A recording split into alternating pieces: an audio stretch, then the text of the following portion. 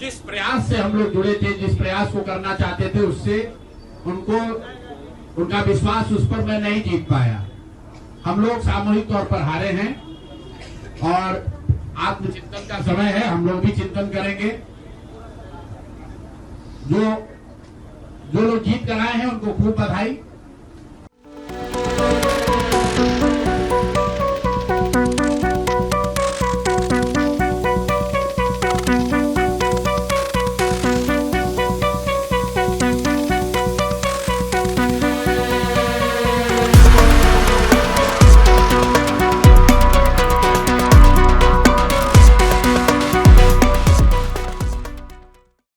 आप सबका यहाँ समय निकालकर आने के लिए शुक्रिया।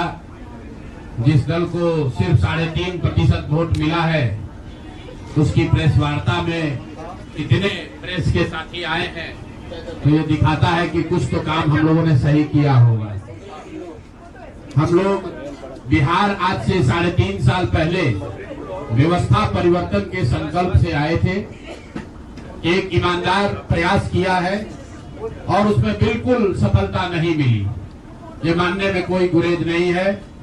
व्यवस्था परिवर्तन के जिस अभियान को लेकर चले थे, व्यवस्था परिवर्तन की बात तो छोड़िए, सत्ता परिवर्तन भी हम लोग नहीं करा सके, लेकिन बिहार की राजनीति को बदलने में जरूर थोड़ी बहुत भूमिका हम लोगों की बनी है। तो इनका सर आएगा, तो हम लोगों से जरूर कुछ गलती हुई होगी।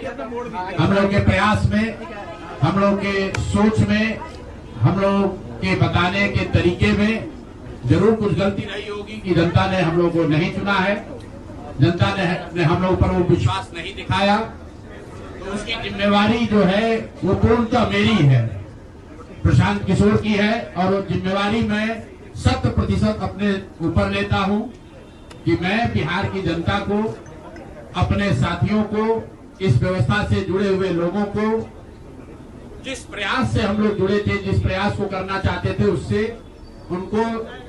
उनका विश्वास उस पर मैं नहीं जीत पाया। हम लोग सामूहिक तौर पर हारे हैं और आत्मचिंतन का समय है। हम लोग भी चिंतन करेंगे। जो लोग जीत कर आए हैं उनको खूब बधाई। जनता ने अपने लिए अपना रास्ता चुना है, अपने लिए सरकार चुन ली है।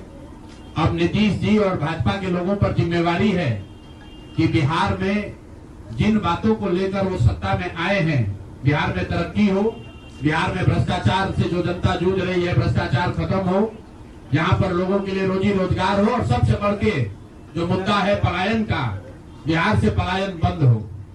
हम लोगों से जो गलती हुई है, जिन लोगों ने जन स्वराज के विचार पर इस सोच से इस प्रयास से जुड़कर एक सपना देखा था, एक उनकी सोच बनी थी, उनकी आशा की किरण जगी थी कि बिहार में एक नई व्यवस्था बनाई जा सकती है, उन सब के आशाओं पर, अपेक्षाओं पर, उनके सपनों पर खरा नहीं उतरने के लिए जो दोष है वो मेरा है। इसलिए मैं आपसे विनम्रता से आपसे माफी मांगता हूं कि मैं आपके सपनों के आधार के अनुसार, आपके सोच के अनुसार वो व्यवस्था बनाने में नाकामयाब रहा हूं।